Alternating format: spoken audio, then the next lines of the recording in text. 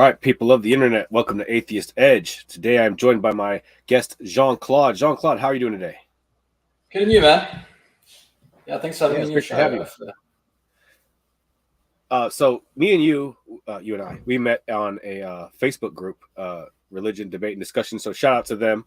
Hope if anybody likes to have religious discussions with people on the internet, they can always jump in that Facebook group. And I might be there sometimes. You still go there sometimes?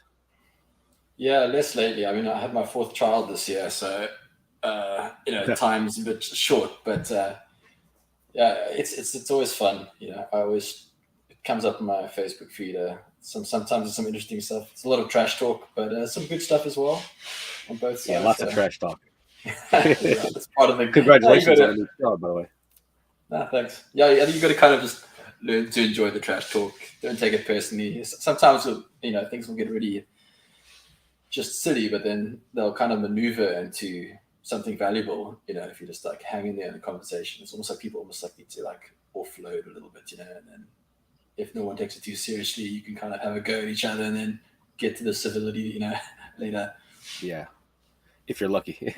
It's hard, but I like the way you approach that with the sticking with it and trying to get to something better than that. That's great. So you and I, we talked briefly about what we wanted to talk about today, I guess, ideological consistency. You have one video on your channel right now. I did review that. Oh no, I lost light. Oh yeah, I think that video is like 2 years old. It was something I started. I was going to do a sort of monthly video, but I think I had my first of my 4 children about a few weeks after that. Then videos stopped. That's crazy. Just having kids, huh? That's great. I have 2 myself. Yeah, I do know. Yeah. It's hard right now. I have them all locked up in the other, not literally locked up, obviously.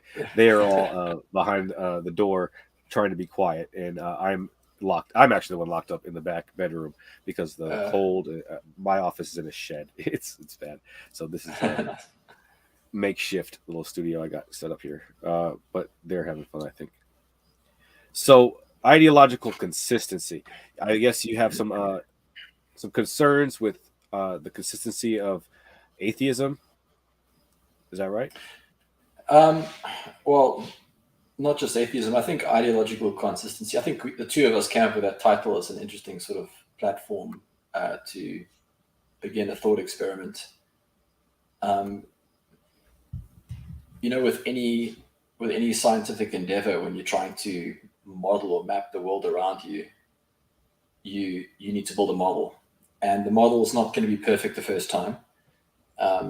And at the beginning, you're basically guessing. You're making observations and you're throwing stuff up and seeing if it'll stick based on measurement equipment you have and your understanding of the world. You start to look for inconsistencies. In a way, any scientific theory is an ideology in a way. So I think that's a useful way to approach ideologies like religion or atheism, or however you want to define it. I know that's a whole other debate. Just to kind of look at the thought experiment of what the person is claiming and just look for inconsistencies, because you can't prove or disprove. There's many things you can't. There's many unfalsifiable claims, but what you can do is you can kind of follow the thought experiment and see where it falls over itself. And that's kind of a good way to refine your ideology for truth.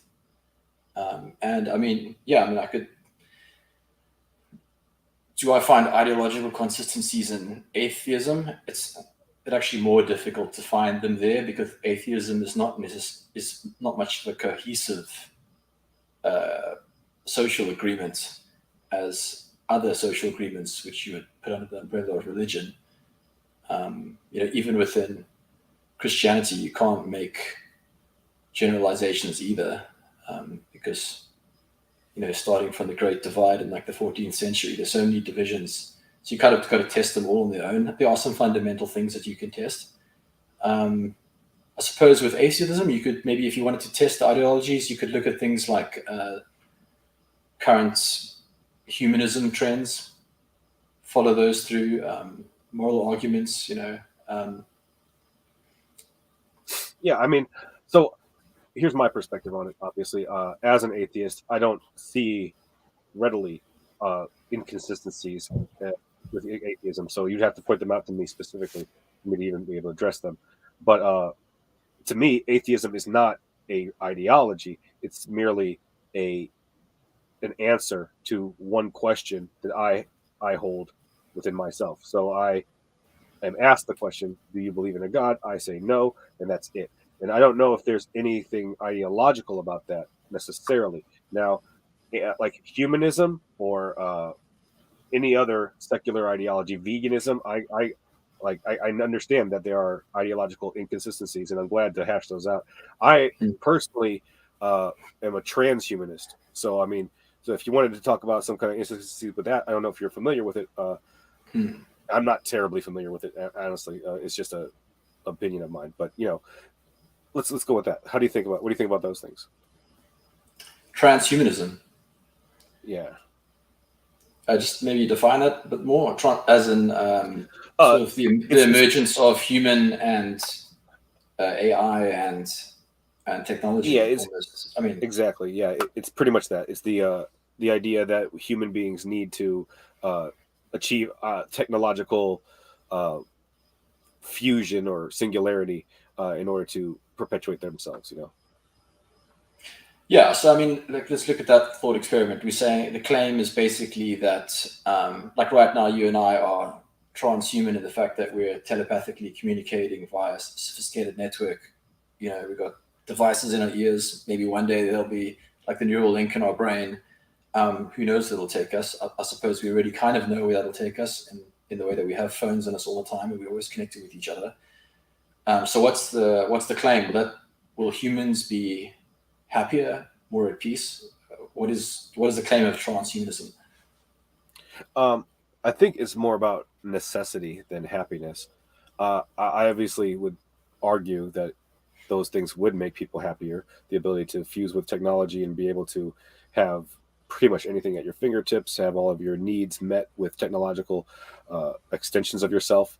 I feel like that would necessarily lead to more happiness, but I don't think that that's the goal of it. I think it's pretty much everything is about survival, in my opinion.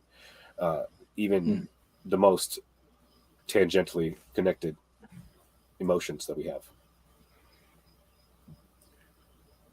Okay, so the claim is essentially that this will improve the humans' chance of survival. Transhumanism. Yeah, so you can see already how technology has increased the chance of survival. You go into more sophisticated countries, find the child mortality rate drops significantly. You go to the most advanced countries like Japan, you have the highest life expectancy, some of the highest quality of life.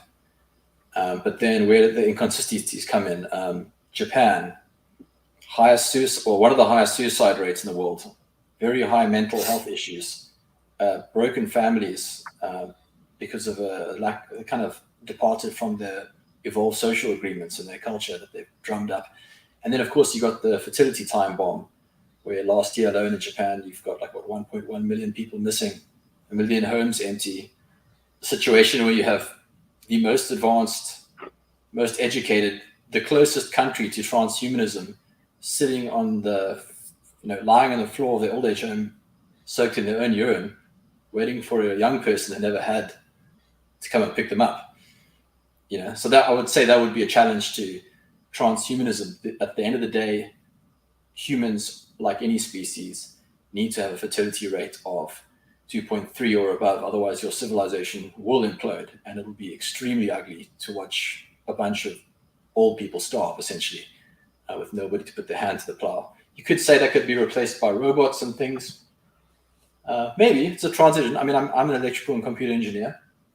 I've got a master's in computer science and electrical engineering, and I taught at the university Fourier analysis. So I'm pretty familiar with how far we are in the tech, and then possibly we could use humans to possibly humans could come in and robots could come in and fulfill those needs, but it's so far off. And how are you going to bridge that gap of we're biological organisms that need to breed. We're so far away from departing from that.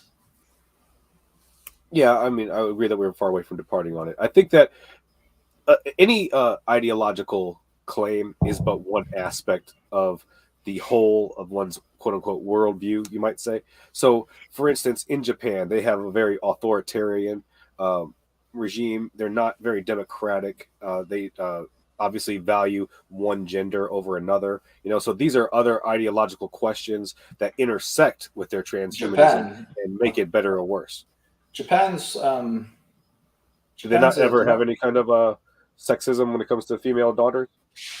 no. Japan's got one of the lowest crime rates, one of the lowest gender-based violence, one of the highest equity in the world. They got the highest minimum wage in the world. I think you might be confusing it with another country.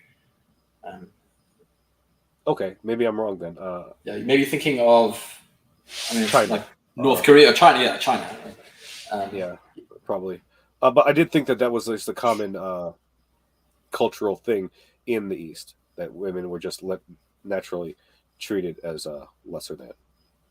So I could be wrong, obviously. Yeah, not in South Korea. Yeah, with the exception of Japan and South Korea. But yeah, China is probably quite bad, especially in the rural areas. Okay, I stand corrected. Let's just throw that one away then. But do you accept the authoritarian, non-democratic criticisms of their? No, they're one of the most stable democracies in the world, Japan. It is you would consider a true democracy in the sense of what that means fundamentally as a philosophical construct? Yeah, I mean, they have free and fair elections, I think longer than most countries on Earth. They've got a long history, and I think the 90 million people, one of the longest life expectancy on Earth. It's just, I brought Japan as an example because if anybody's going to become transhuman, they will be the first. So then, what is the issue with Japan as a why what is the negative that we're contrasting the transhumanism to? Yeah, so the negative is, look at Japan. Their trajectory is closer to this transhumanism goal than any of us, and then we see all these major issues that will bring them to collapse. And I'm just highlighting that as an example of how transhumanism is it's a bit of a pipe dream. In the real world, as we see people approach high technology, we don't see society becoming more stable. And then I gave the example in Japan of a collapsing fertility rate, some of the highest suicide rates. It's the same as Denmark. Denmark is probably one of the best places in the world to live. I think the trust fund in Denmark, from all the oil money they've made in the past, if you divide it by every man, woman, and child, each person's $1 million in dollars, just from the government trust fund. They got one of the highest suicide rates in the world. So human stability and mental health seem to not be linearly correlated to technology. Look at the Nazis, the Germans. And when the Germans decided to cause a war that killed 30, 40 million people, they were one of the most technologically advanced nations on Earth, one of the highest educated. So I wouldn't put my trust in technology, or even technology merging with humanism to cause this transhumanism. I think it could go either way.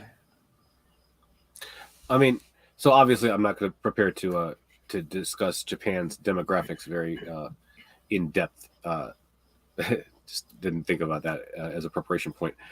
So I'm not going to try to talk out of my ass anymore. But what I do think is that there must be some other considerations. I'm not really sure. I would like to dig into the issues there. I think suicide rates are going up on the whole in the world right now. Is that correct? So in the West, I don't know. Yeah, I'm not really sure why they're. I just don't know. How do you tie the transhumanism to the high suicide rates or whatever other negative features we're looking at there? Well, humans are extremely complex animals. If you look at us from an anthropological point of view, and let's bring in religion here as well, because I think it fits into the anthropology. Um, humans are hive creatures. We're the most intelligent creature on the earth. I think we're one of the only animals that commit suicide. We're one of the only animals who will, physically die if our mental health, erodes too far. We're very sensitive in that way. So we almost like have this metaphysical aspect to us that we need to take care of in society and individually that you don't Certainly see a social aspect. Yeah, which you don't really see in other animals. That's probably linked to our intelligence, but you must consider that for us to get to a population of 8 billion and to be so intelligent and have such propensity for destruction and to kill each other, to arrive here at a population of 8 billion in relatively stable societies, you must think about all the trial and error that happened on an anthropological level to get us here. And religion is, especially the prolific religions, they are the residue of essentially millions of years of social agreements that were tried and failed. And when you look at religion today, you're not looking at like a bunch of goat herders randomly writing some stuff on paper. You're looking at ideas and social agreements. Oh, one in 10 million. There's 999 million that collapsed with the societies they didn't work in. So it's religion is a product of an evolution. Excuse me. Sorry about that. Bless you. So religion is a product of high pruning evolution because it mutates much faster than biological mutations. Ideas. You can think of ideas as virus, and they spread. And if the idea is good for you on an anthropological level, which means that you're going to have offspring of more than 2.3 or higher on average, and if the mind virus negatively affects you, essentially you don't have children and you die with your bad ideas. And you can see that playing out today. Like, for example, atheism today is not new. I mean, there were always atheist societies, but essentially what atheism is it's a vacuum of tested social agreements. And that's why it dies as quickly as it comes. So, you'll get these sort of like in history, you'll have these moments when atheism explodes, and it normally wipes itself out because it's not that all new ideas are bad. It's that new ideas are almost certainly bad probability-wise. It's almost impossible that you've thought of something that no one has thought of in the last 3 million years of cognitive human evolution. It's unlikely that you've come up with something your grandparents missed, and their ancestors. And that's where I say the transhumanism can go very wrong, because there's so much stuff baked into the cake in these social agreements and stories, whether you believe they're mythological or true. There's so much baked into that you can't even understand how much you've learned from, for example, Judeo-Christian culture. It's hard to know what kind of a person you'd be without that in your society, coming up from the roots from your ancestors all the way up. If you suddenly strip that out overnight, what do you get? You get a vacuum, and that vacuum is untested social agreements. And that's why, for example, in the West, where you have this rise in atheism, you also have this massive rise in things like divorce, breaking of the nuclear family, suicide, mental health issues. It's essentially because you're testing new ideas that haven't got much mileage. And what you're watching is them backfire. And that's the danger of like putting your hope in things like transhumanism. Like, is it going to take into account millions of years of evolved social agreements on an animalistic level that we've kind of baked into these stories that we call religion? I say stories. I mean, I'm a Christian, so I actually believe it's literally true. But even if I wasn't, from an anthropological point of view, I could understand the value in what these stories are holding. Okay, so let me respond to that. I do see value from an anthropological point of view in the stories of all religions. I see that they provide a social cohesion, a shared narrative, and a impetus to follow the norm. You might say a normative factor there in all of them, right? So Yeah. there's value and advantage to them. I see that, and I see why they evolve and change and persist over time. But I see ideological inconsistencies in them that make them appear to be untrue to me, and I Yeah. think that we don't need to throw the baby out with the bathwater for any of them. For any tested social agreements that are clearly advantageous to us, we can grandfather them into whatever new ideologies that we propose, and Mm. they can still flourish. I think humanism and atheism, and I'm sorry, humanism and Christianity probably share a lot of the same good features, but one tries to improve upon the other. It's a new evolution. But I think that the Yeah. compulsory aspect is a different thing. We can talk about that in a second. And understanding that, I mean, humanism itself birthed out of Judeo-Christian societies. You must never forget that. You didn't start from zero with humanism. You brought a lot of baggage with you, and you can't just drop it. So that's the only thing I would. But yeah, in terms of religion and social agreements, yeah, I mean, religion is extremely inconsistent. I mean, especially between. Even within itself, you look at the different ideologies. So, I mean, I grew up in a church in Cape Town, South Africa, an Anglican church, and then when I got to about 17 or 18, I was like, it doesn't make much sense to me. I think I'll move on, and I stopped going to church. My parents were very upset, and then I went to university and I did 7 years of science in computer design and maths. And when I was 25, I had what you would call a spiritual experience, and then I became a Christian. And then the thinking started. So it wasn't a debate. It wasn't a mental thing that brought me to it. It was I mean, in short, I got sick. I had some disease and I couldn't solve it. So I went to my childhood church by myself, didn't tell anybody, and I was literally instantly healed. And then from then I had to kind of make sense of it. And then as a scientist, I mean, by then I was already had a master's degree and I was a lecturer at the university. Most of my friends were atheists. Now I've got to try and kind of marry these two things. So then I re-entered the church, and I can tell you that as somebody coming with no bias or no denominational affiliation, I made no friends at all, especially if you're somebody who's trying to think of things in a scientific way. Pastors and people are simple. I mean, what the average IQ in the world is 100. That's pretty low.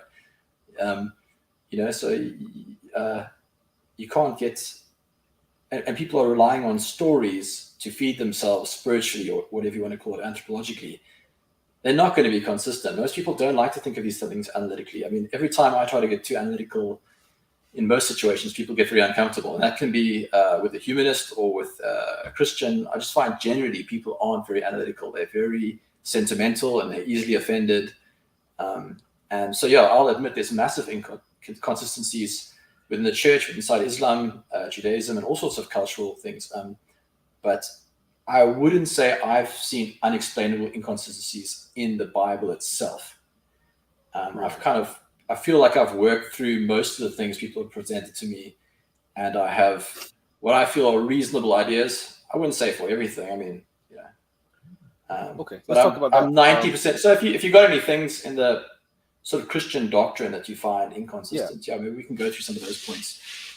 So your video that's on your channel, you were talking about an inconsistency in the Bible that was alleged about Adam and Eve. Let me see if I can just recall off the top of my head the question you were answering. It was that Adam and Eve were not the first people necessarily, right? That's your position? Yes. That position kind of took off in the States. There's a group of evangelicals that they call creationists, but right. People always, when you live in America, you kind of feel like the world's America, but America's 3% of the world. There's another 97% out there that's looking in, going, "Hey, you don't represent us." So Yeah, so the creationists are just mostly batshit crazy to me. Like I haven't heard any. I've heard some people who've got scientific degrees, and I've heard some of their arguments, but they're normally speaking out of their genre. And most importantly, I mean, we're talking about ideological consistency. The source of the ideology is the text in the Bible. Where in the Bible does it say that Adam and Eve are the first? Like, can somebody show me the text where it says Adam and Eve are the first people on earth? It doesn't say that, and the story completely contradicts it as well. If you go into that, So yeah, I watched your video. I reviewed chapter 1 and 2 of Genesis, and I think I see your point, right? But here's the issue. If Adam and Eve are not the first human beings and the grandfather and grandmother of every person alive, then why is original sin inherited by anybody but their children? because everyone who is alive today is their offspring. That doesn't necessarily make them the first. It's like there are lots of branches of human evolution that aren't around here today. So You know, are you talking about the flood as like some kind of funnel? Well, yeah, maybe the flood. I mean, look, the flood dating is quite difficult. So if you look at the genealogies given in the Bible, they don't mention everybody. There's this thing called telescoping. So what you do is you only mention like famous men. So when you say like Levi, the father of the father of the father, he's not literally the son of that guy. He is just of that, he's from the lineage of that guy. So they pick notable people. And I think the pattern is normally out of 7 people, they'll pick the most famous and they'll mention them in a lineage. So if you take telescoping into account, you could push the flood back to about 25, 30,000 years ago, and Adam and Eve to about 40, 55,000 years ago. It's hard to tell because you don't know who's missing in that lineage of the telescoping. But if you look at the actual account of the flood, for example, you got this guy called Noah. He's the witness, he's the source. And the source lives in the Levant Basin, in like, pre-Bronze Age, he hasn't traveled. He doesn't know the world's flooded. I mean, essentially the guy's telling you that everything he knows is flooded.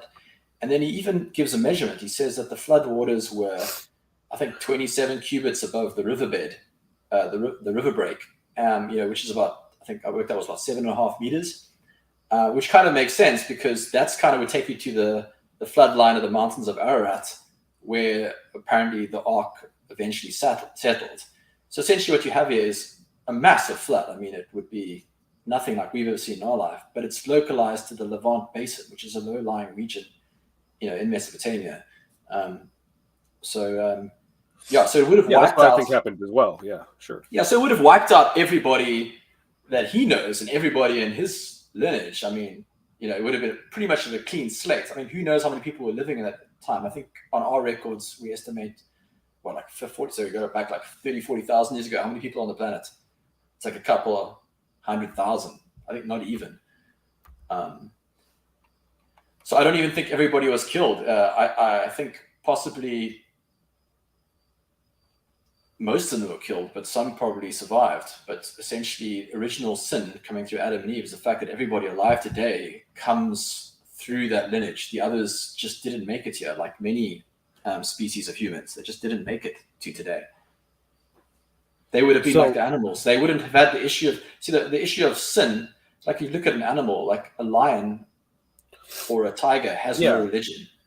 But a lion will go and rip another lion's child to pieces over a piece of meat, But is the lion sinning? It's not sinning because it's an animal, and that's what animals do. I mean, would you say the lion's an asshole? No, he's just doing what he does, But the problem with humans is that we're not like the animals in that we were made in the image of God, so we're supposed to know better. And it's sin, therefore, because we're not acting in the image we were created. That's the ideological concept. So if we accept that God created other man in Genesis 1 and then Adam and Eve in Genesis 2, that means that the other people that he created in Genesis 1 those are the people that were wiped out at the flood, right? Wiped out and interbred. So if you look so Genesis 1 is a creation story, where man is created, and then Genesis 2 is a story of Adam and Eve. It's afterwards, right? And it talks about these people who he put into a beautiful garden in the region of Eden. And then you got Cain and Abel, and Cain kills Abel, and then God banishes him from. So Adam and Eve are already kicked out of the garden, but now they're in the region of Eden. But now their son Cain, he's kicked out of the whole region of Eden, and he goes to a region called Nod, and it says that he takes a wife. Right. The first thing he says when he's kicked out of Eden is that he prays to God and says, "I can't bear the punishment you've given to me. If people find out what I have done, who knows what they'll do to me?" And then God has mercy on him and says, "Don't worry, I'll put a mark on you, that anybody who touches you, they will understand that 7 times worse will happen to them." And then later on in the story, we hear that Cain's descendants make that claim to some other lineage, saying, "Oh, you know what it was said about my father? If you attacked him, the Lord would avenge him 7 times. With me, it's 77 times." So here you have clear evidence of 2 lineages living together, interbreeding, because Cain goes to the land of Nod, takes a wife, and builds a city with who? Not his brothers and sisters. Right. Why would they be banished from the garden? What did they do? No, I totally get it. Making sense. Yeah. I see the consistency in your argument. I really do. As far as resolving that issue, where other people came from in the Bible, it's obvious that the Bible did describe other peoples than Cain and Adam and Seth and whoever else. But so we come to the flood, and here is God judging all of humanity for the sins of what sins are those people committing? If they are equivalent to animals, as far as moralistically, then why judge them for whatever they do? It seems to me like there has to be some kind of establishment of degradation, let's say, of God's covenant with those original peoples.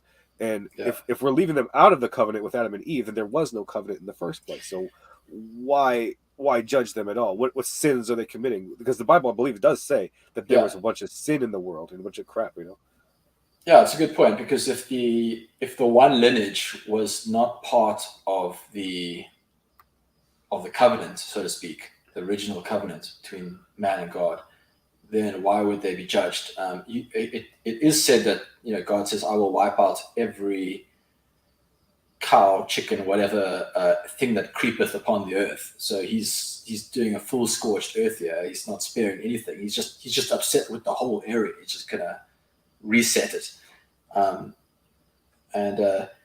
But now look at the dating. So the initial covenant is made with Adam, right?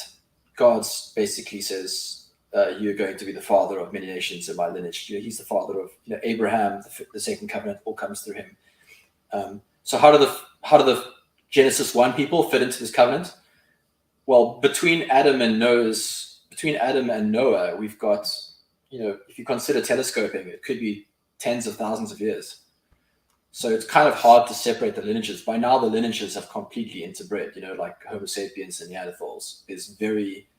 I mean, you could. But yeah, it's a good point. I mean, the people who were not part of Adam's lineage with no interbreeding, they would essentially, to God, be considered like animals.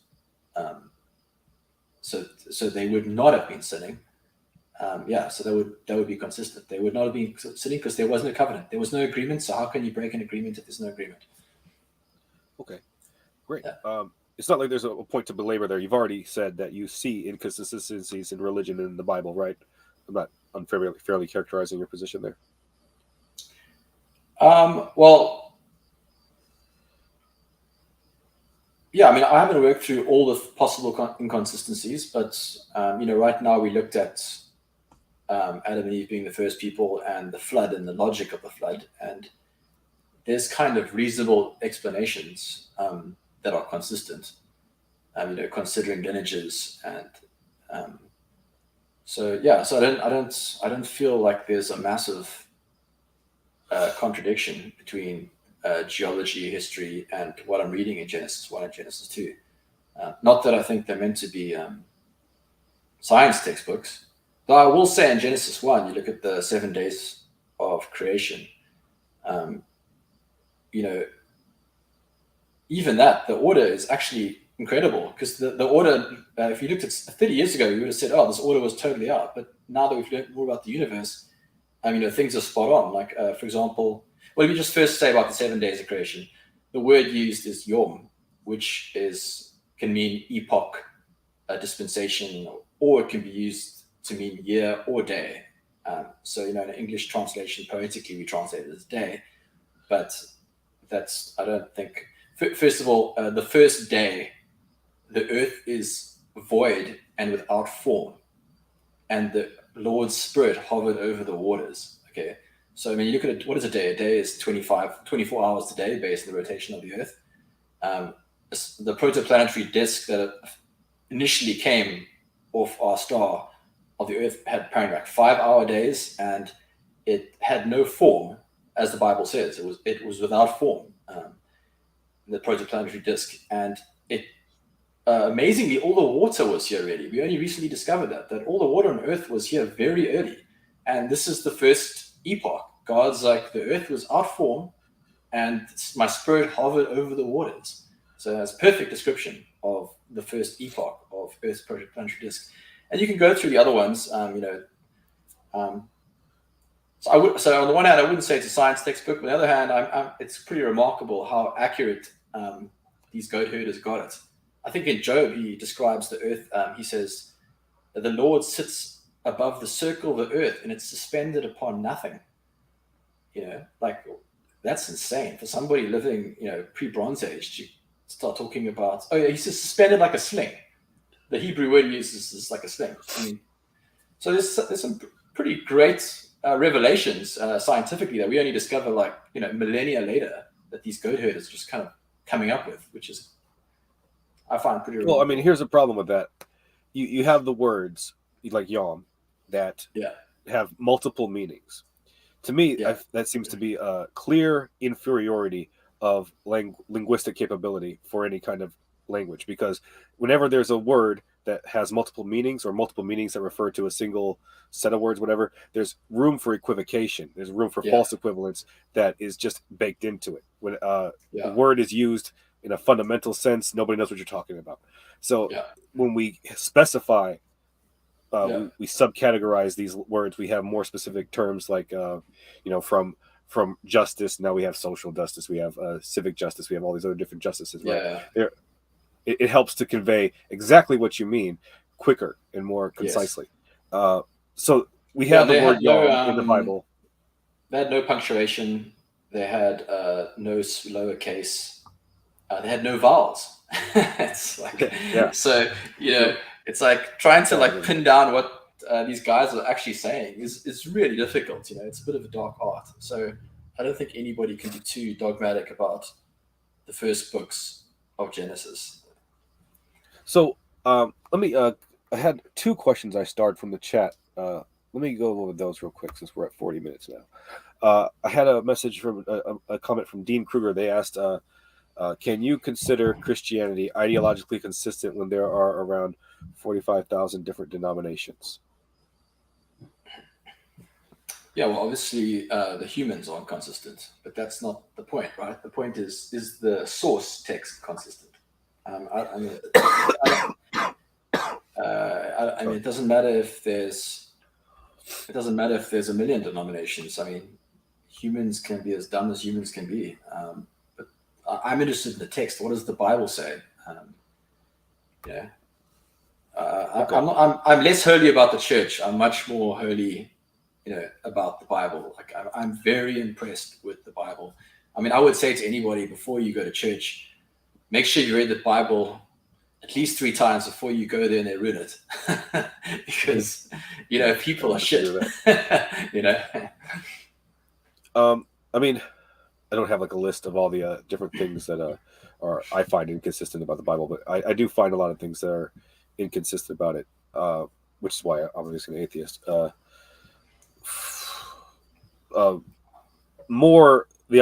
most inconsistent thing that I can think of, I guess, is the idea of a atemporal mind, which isn't necessarily biblical. It's more like something that's extrapolated from the Bible.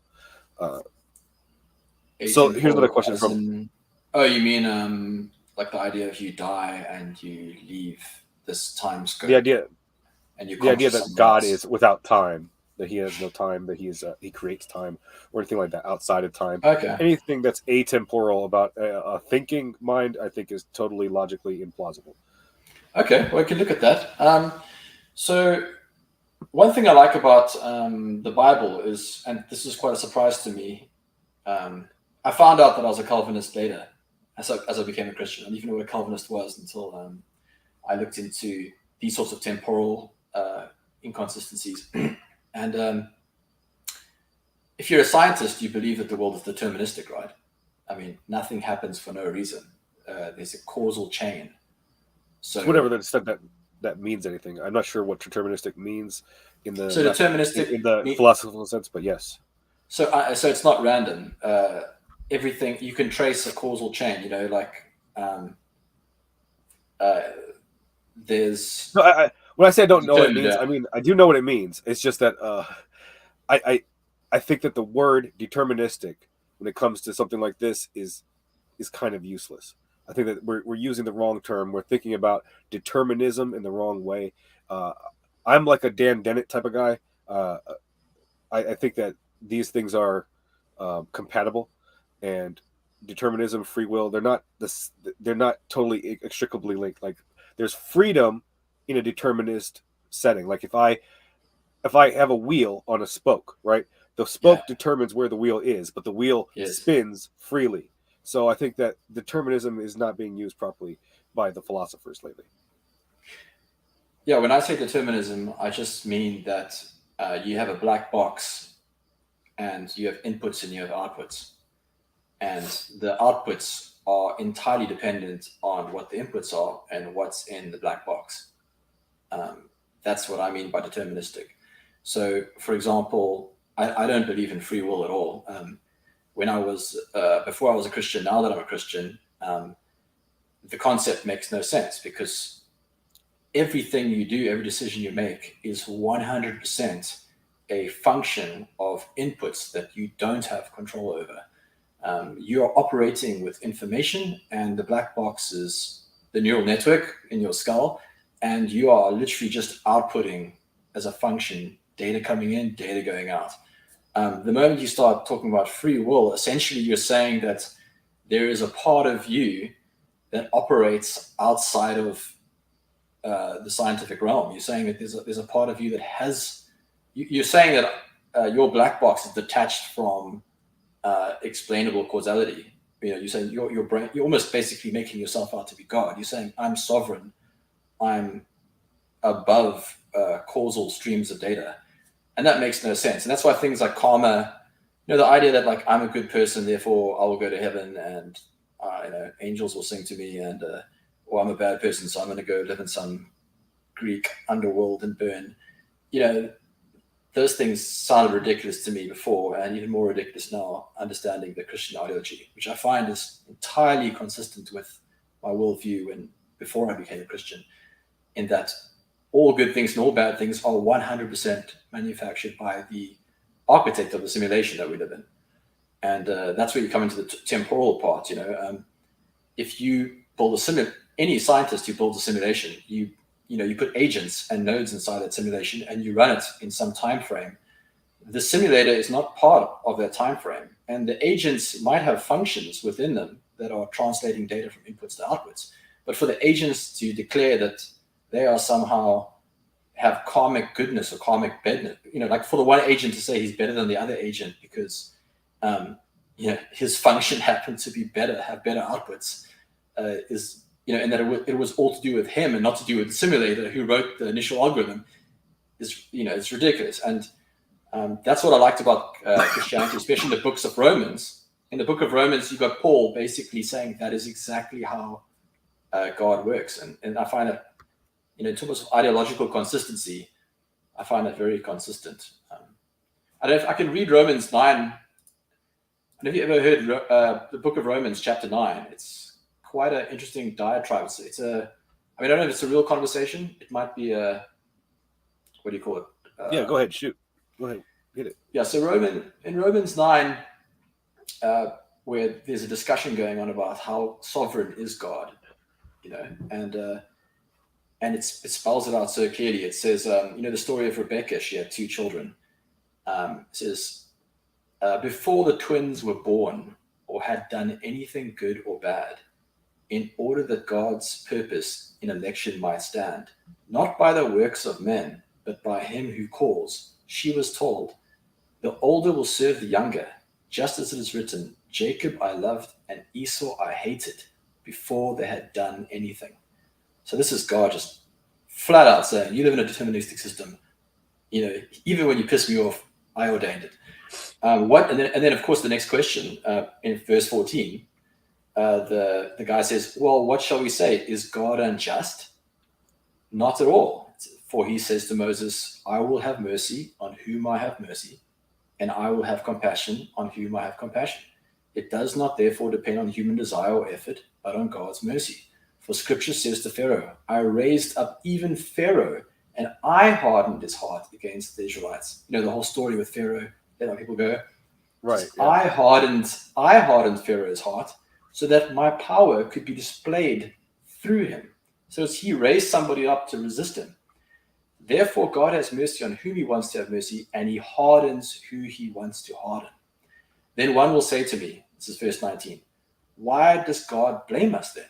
For who can resist his will? All right, this is the kind of questions we'll be asking.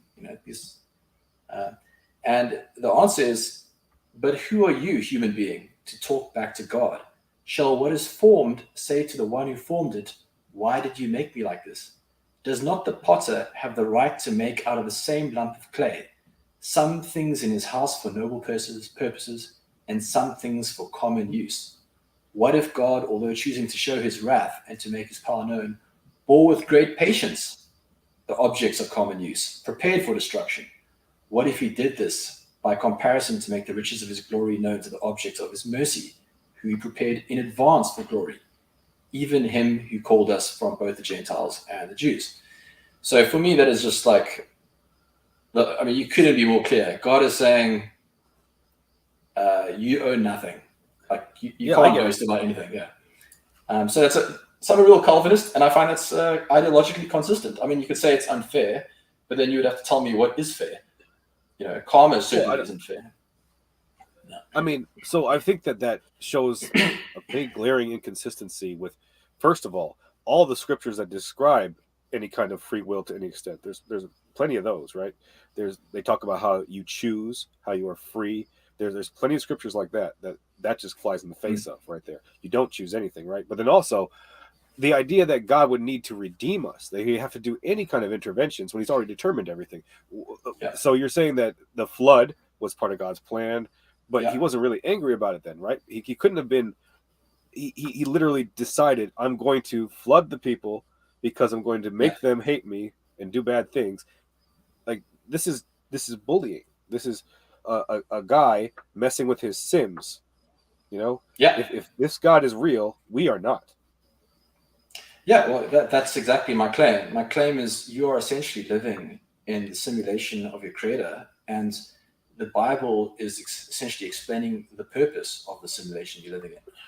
And you can talk about how you don't like it, or you can talk about how you don't like it or how you don't understand it, but that doesn't make it inconsistent.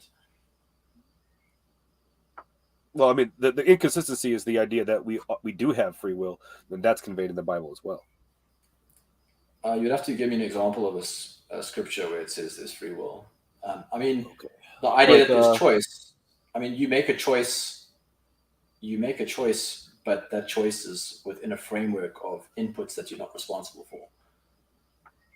Yeah, just sure. Like, but you just still like Pharaoh. Pharaoh made the choice. Pharaoh was given 4 or 5 choices to respond to God to let his people go. And after every time he denied God, God sent a plague. He turned the waters to blood, the frog plague, disease, and eventually killing the firstborn son of everybody in power, as his final act.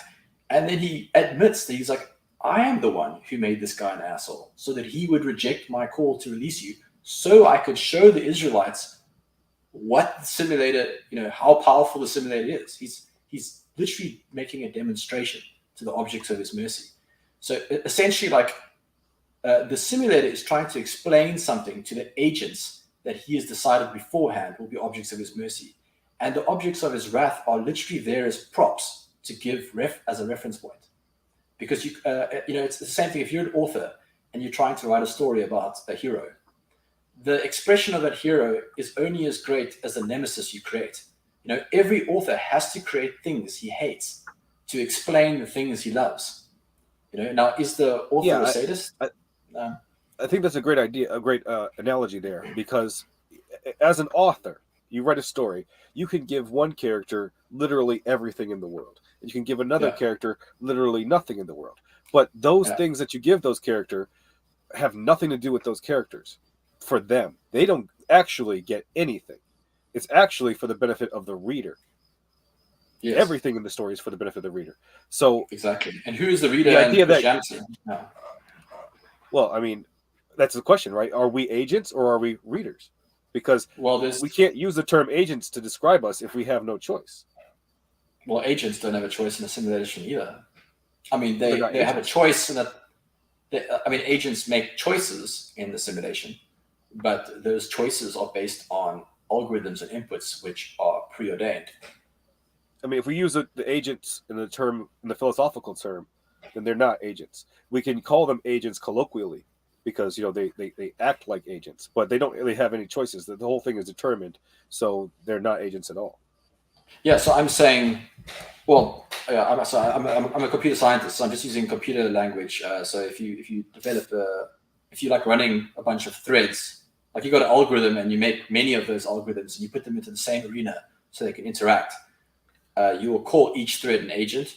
So maybe that's not the right word outside of computer science, but so essentially what I mean is a thread, a single algorithm that's separated from the others. So that would be you and me.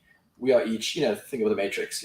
We're each programs running in our own thread, and we're interacting in a shared platform, like people in a game of World of Warcraft. And this is no different. This is no different at all. I mean, you're in a simulation, but and the simulation's got a point. What's the point of the simulation? To demonstrate how powerful God is, and to demonstrate the hero, Jesus Christ, in the backdrop of a nemesis created by God. So you can say it's bizarre, but it's consistent. It's as consistent as any novel where you have a nemesis and a hero. Well, it is consistent with any novel that you have a hero, as long as you're not presuming that the novel is true. If it's a fiction, then yeah. And that's what I guess you're kind of saying, that reality itself is fiction. It's God. Yeah, but I mean, if you got some kid sitting in his basement playing World of Warcraft like 8 hours a day, and so, sometimes you'll play it until he's 25, and then his World of Warcraft character dies, tell him it's fiction. It was real to him, and this life is the same thing. It just feels more real because you're in the game all the time. But to say that this is, I don't even know what reality is. That's what I always. If you have to compare the ideology of the simulation hypothesis with a contra ideology, I don't even know what the contra is. It's like, oh, this is not a simulation, this is real. I was like, okay, well, in my claim, I will say we live in a simulation. So I can give you a model. I can give you evidence from measurements we have in this realm that we live in imply we live in a simulation. I can give you examples of people who've created simulations, and I can define it. And then somebody goes like, oh, I don't believe we live in a deterministic simulation. Okay, well, what's your claim? Oh, well, my claim is that your claim is wrong. All right, so you're saying this is... So you're saying, okay, so we live in reality, based reality. It's okay, can you define that? Can you model it? Do you even know what you're talking about? So, if somebody doesn't like the simulation hypothesis, I'll just be like, well, what's your better claim? What's reality? Do you have evidence? When you use the word simulation, are you using it in a computer science sense that is not colloquial?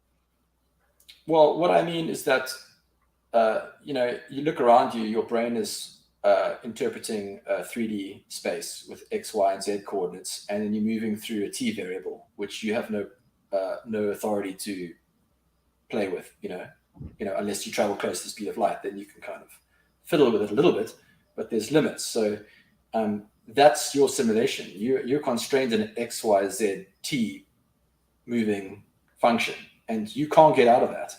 The guy who made you, God, and the author of the simulation, I love the way he first introduces himself to Abraham, because this is the first time he's like speaking to somebody since Adam and Eve. Abraham is like, "Who are you?" And he says, "I am who I am. I am the Alpha and Omega, the beginning and the end, knowing the beginning from the end and the end from the beginning. To me, a day is like 1,000 years, and 1,000 years is like a day. All time stands before me like a portrait." I mean, these concepts that somebody 5,000 years ago are spitting out blow my mind. I mean, this guy is talking about somebody who lives outside of our XYZ T plane. And, the simulator decided to make a deal with one of the agents called Abraham. And we all know the test with Abraham, how he was tested with Isaac, and he passed the test, and God made a covenant with him. And boom, now you have like 4 billion people today who believe in Abrahamic religions in the simulation because of a deal made with one goat herder in the Levant Basin. It's pretty incredible. I mean, if aliens had to come and study us anthropologically, that would be pretty bizarre. That's the thing. If he did a test, that implies that he's temporal. He had to. There's some question that he's trying to answer, which is antithetical to any idea that he's atemporal, that everything is before him like a portrait. Like, you don't have to test Abraham; you just have to look down the line. Yeah, but that's what he did, right? What if? I mean, you look at it's not like he was surprised when Abraham behaved him. Abraham was programmed to behave him. Why? Like, what is the point of Abraham obeying him? The point is for us to read it, like just like a book, which is, by the time you open the first page of a book, that whole book is written. The author's already probably collected his check. It's all there. And now you're going to read about all these decisions people are making, and you're going to read about all these like temporal things that could go, either this way or that way. But really, that's just an illusion. You're reading a story that's preset, and the purpose of it is the story. Like, what is the story trying to tell you? You're watching something that's trying to explain who you are and who God is and who Jesus is. That's the entire purpose of it. It's like a stage set with props. But ultimately, if that is the purpose of it, then there is no greater, grander purpose. This is all a self-referential, circular purpose that involves God himself and nothing else. Yeah, so, I mean, consider yourself like, say, for example, you were a really good computer scientist, and you put the team together and you built, World of Warcraft times 1,000,000, photorealistic, 5 sensor inputs, millions of players, and you wanted to, now you're coming, like, and you think, what's the purpose of this? I built this huge simulation. What story do I want to tell? And I think that's what you're looking at. I mean, like, what would you do if you had all the time in the world and you were a super genius programmer and you built a simulation? What interesting story would you like to tell? How about the story of human trials and sorrow and suffering and relief and imprisonment and freedom and a messiah and a nemesis? This is it's a real story. Sure. It's a painful story, but it's. I can, from a human perspective, project my desires to be entertained onto God, and therefore empathize with that projection. Whether or not that's actually something that's reasonable for a God to actually want on an infinite time scale, I don't know. I haven't thought about that too much, but the idea that God wants to be entertained, that's fine. But if that's the case, then I don't see any reason to worship him. I think that's even more of a reason to not worship him. Well, I mean, it's like an author who writes his best novel that captivates people and changes their lives. People read a book and they'll be like, wow, that book really changed my life, opened up a whole new, that book will have suffering, it'll have villains, it'll have heroes, it'll have human failings. That's a great story. A great story is one that's got real raw suffering, with all of it. It spares nothing. It holds nothing back. That's a great story. Now, is the novelist, is he really just trying to entertain, or is he trying to explain something of value that can only be explained that way? To who? To the objects of his mercy, the reader. So essentially, if you're a Christian and you accept the Messiah as your savior, you are, in this ideological thought experiment, you are an object of mercy. You are the reader. But I don't exist. I'm just a character. Yeah, well, you exist in the mind of God, right? Like that God can write me as a character to have all Yeah. the information already. He can write me to have Yes. none of the information. He can write me to be stubborn and completely incapable of understanding anything, or I can be the wisest person ever to exist. But I don't exist. So whatever I think, it's just what he wants me to think. Yes. He's just explaining it to himself, really. But what does it mean to exist? I mean, essentially, like in the last 10 years, as we've dug through atoms and neutrinos and quasars and gone through to the God particle, and we keep going deeper and deeper, and what we're finding now is that there is no such thing as matter. It's just basically energy fields disrupting each other at the subatomic level. And you're like, well, what is real? Essentially, what we're dealing with is information. We're data. And where does this data, where's the server? Where does this data reside? We know, like just looking at the discoveries in the universe lately, the observer effect, light, it'll change whether it behaves like a wave or a particle, depending on whether one of the agents is watching or not. Light has a limit. And if somebody approaches too higher speeds through the XYZ plane, the T field dilates to limit them. So essentially you can't break out, so you can't basically glitch the game, so to speak.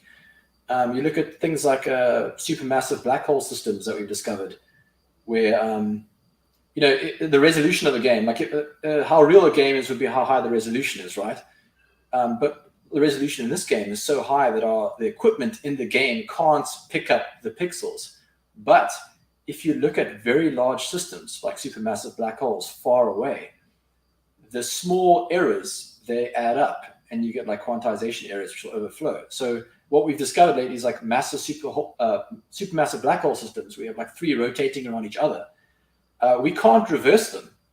So in other words, we can't simulate the rotation going backwards. So in other words, information is being lost. It's like there's rounding errors. It's an irreversible thing. And that shows you that data is being lost, almost like there's like a resolution limit to this reality we live in. So there's just so much evidence that our sort of materialistic understanding of the world is completely wrong. It's kind of like very last century. Well, the reason why I asked that question earlier was just that we use the word simulation to describe things that we've created to mimic reality. And now, after we've done that, we're going back and saying, oh, look, reality looks like what we created to mimic reality. Does that sound pretty stupid to you?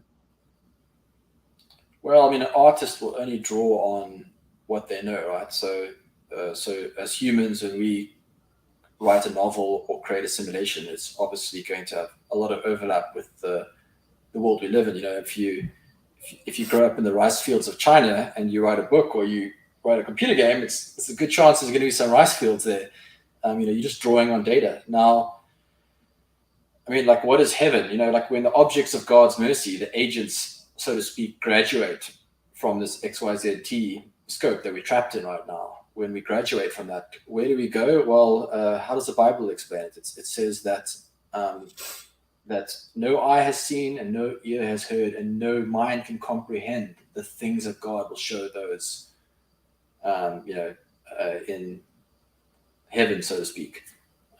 We don't really know what heaven is like, but it's probably going to be a lot like the simulation we're in now without all the shit. And the only reason we can appreciate that, reason we can appreciate, nirvana, is because of a lifetime of suffering. Like you literally wouldn't be able. That's what it says in Romans 9, right? It says, "What if I created the things I hate, so that the objects of my mercy would understand what mercy is?" So the author it's almost like this whole exercise in this simulation is a preparation so that you will appreciate what comes next. Or he could just write it as we appreciated it. But what if that is this? I mean, you're basically saying, well, instead of actually having to really go through it, what if God just programmed it into our minds, right? Well, I mean, if it's Without all able a to actually do it. simulation in this sense, then we didn't really go through it. That's the thing. There's no But really. maybe The word really is totally lost. There's no real. there The is no word real, real yes. is gone now because we're There is no we're real. talking about everything is simulated. Yeah. Everything except for God. He's the only real I mean, thing. We're just figments of his imagination. Yeah. Do you have Doesn't any matter what evidence he of the, does to us. I mean, do you have any evidence of the past if you live in a simulation? I mean, how do you know how do you know if you woke up this morning, it's the first day you ever lived and all your memories were just pre-programmed? I mean, you wouldn't know, right? No, I wouldn't know. I guess the Maxwell's demon, right? But that's every reality. There's no reality where you can escape that. Yeah. So people will be like, well, why do we have to go through all of this real shit that we have to deal with in life? All the suffering. It's like, well, is it real? Like, you say, why doesn't God just download it into us so we can appreciate what comes next? What if this is the But download? let me try it this way to explain the problem with this, right? Let's say I was a painter and I'm going to paint you. And I'm telling you, Yeah. I'm going to paint the most realistic painting of you you've ever heard of, right? So Yeah. I start making a painting. I start painting. I'm not a good painter at first, Robert. I get better. I paint a few iterations, right? By the time we get to the end of the story, I've painted this super hyper realistic painting of you that's so real. It's like you can touch it, right? And I start telling Yeah. you, you know what? I think you're a painting. You're a painting, dude. You're not real. You're not a dude. You're a painting.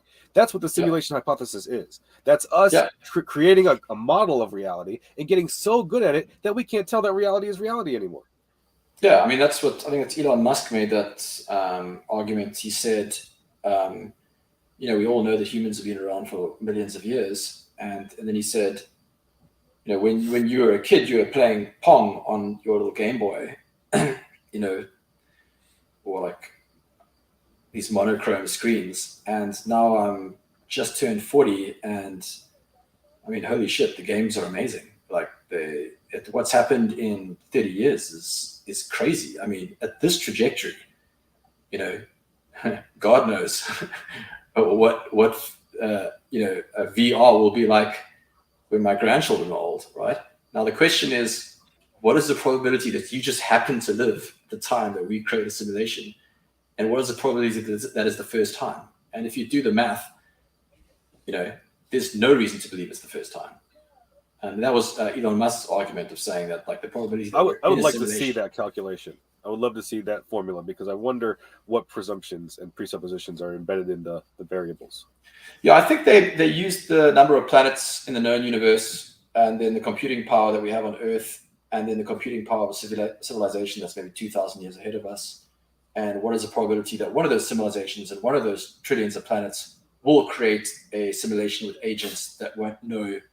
I mean, already in our day, we have a massive emergence of AI, like happening at such a crazy speed. People aren't even realizing what's going on, like ChatGPT, DALL-E, and all these new AI products are just exploding onto the market. I mean, the speed is incredible. And if there's trillions of planets out there, like the probability that no one else is making photorealistic simulations with agents that are unaware that they're in a simulation the probability is zero.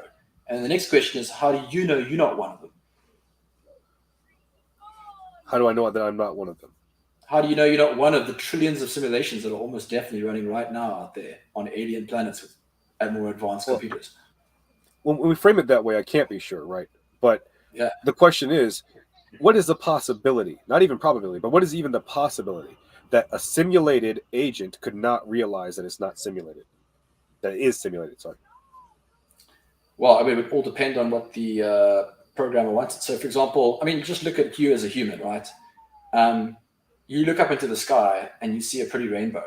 And, you see a pretty rainbow because your neural network is so shit at picking up electromagnetic wavelengths that you can only see from indigo to, from infrared, just above infrared to just below ultraviolet. Like, that's how narrow your band is of color vision. Then you look at your ears, you can see from 20 kilohertz, you can see like 200 hertz to 20 kilohertz. You can go through all your senses, like your nasal senses. I mean, just compared to the average animal walking past, it's super shit, right? Like, you're basically blind, deaf, and then you're looking around in this 3D world, which is now we know is not even 3D because we look at subatomic particles and how they move. Your idea of a 3D world is an approximation. Jeepers, you're so far away from detecting that you're in a simulation. It's incredible. I mean, it'll be very soon that we'll have photorealistic. So I'll say this real quick, that I take any descriptions of anything else's subjective experience with a huge grain of salt.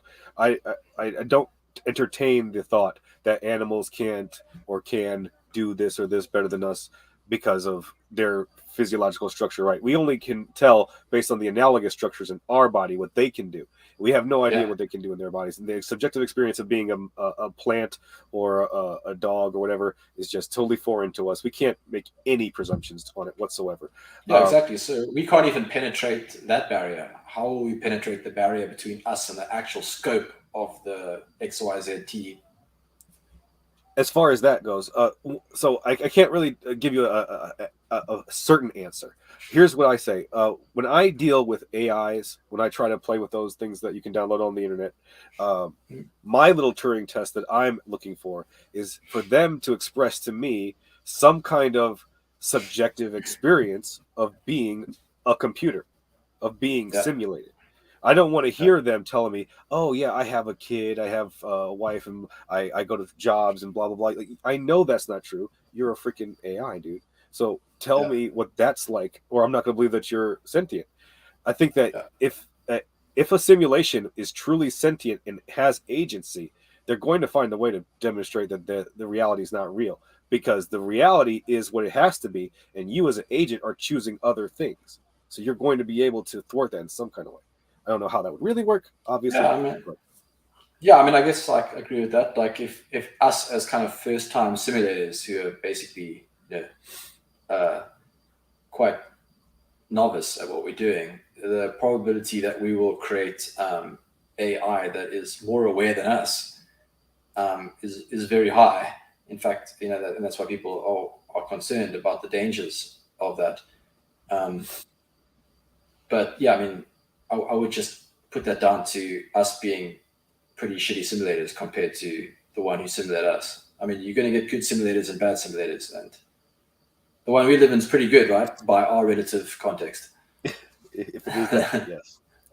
Let me just ask you these couple more questions that I started while we were talking, and then we can wrap it up. Does that sound good? Yeah. Okay. Gigi, shout out to you, Gigi. They said, "Can you ask for any good evidence? Is he just adding a flood?" This is before when I first talked to you about the flood. He's just asking, do you have any evidence of your position here that the flood is not global? I think he's talking about the idea that Adam and the rest of humanity do not have the same lineage. But if that's not correct, he'll correct me. Okay, well, I mean, just from there. Anthropology in the scientific realm, we know that humans don't have the same lineage. There's crossbreeding, there's all sorts of stuff. There's Neanderthals, Homo sapiens, all sorts of Homo erectus. Every day we're learning about new lineages that came together, and we're the last surviving. From the biblical context, it's obvious they're two lineages, because when the guy from the one lineage gets kicked out of the region, he goes and takes a wife from another lineage, and then his offspring warn other people from the other lineage that his lineage has a protection, which by inference tells you that the other lineage doesn't have the protection and therefore is another lineage. So that's, so from the scientific world and from the Bible, we're hearing that there's more than one lineage at this Genesis 2 story. Right. Okay. Yeah, Gigi, if that's not the question you wanted to answer, please let me know. Also from Gigi, they asked, no, it's the same question pretty much. Dean Kruger says, "Does God pass the Turing test?" Yeah, it's a good question. Well, we're made in his image. The fact that we understand love is because he understands love. The fact that we understand any human, desire concept is because it's in his mind. So I would say, we're basically a shadow. We're basically like, God is essentially the ultimate human. What if you cherish and love about being human is essentially a shadow of, the simulator hasn't, humanity is an offshoot of an idea of God. So he's, there's more human that we understand in him. Okay. I believe that's all the questions I have here. Sorry for being sick and being miserable this whole time. But I really appreciate you joining me and having this conversation. Shame. I had fun. And hopefully we'll be able to see more content from you on your channel soon, and I'll be looking forward to that. And hopefully we'll have another conversation soon. That sounds good to me. Cool, man. Anytime. Thanks for having me. Let me just double check to see if Gigi's clarifying anything, because I'm sure you see they wanted some research, some scientific work. I'm just not sure what the question that you want to see the answer to from the scientific research. Was it the lineage thing, or was it something about a flood? Maybe that is it. Maybe he wants to know if you have any evidence of a global flood or something like that. But you already said that it looks like a local flood. So yeah, there's not much evidence of a global flood. I mean, if you look at the dating of it, there are plenty of ancient civilizations that existed through the dating. So and also look, the person who wrote the story, Noah, he's a witness to the area he knows. He can't witness for things he doesn't know. He doesn't know what's happening in South America. So, I take it from the witness's point of view. I understand the context of the witness. That's how I read his claims. Got it. All right. Well, I appreciate you answering the questions and having the conversation with me. I really do. Thank you, Gigi, so much for your support. And Dean and everybody else in the chat, thank you so much for being here. We're going to head out now. Don't forget that Jean-Claude is linked in the description, so look out for more from him. And we will see you next time. And don't forget, it's the bridges we build, not the bridges we burn, that give us the edge. Y'all have a great night. Amen.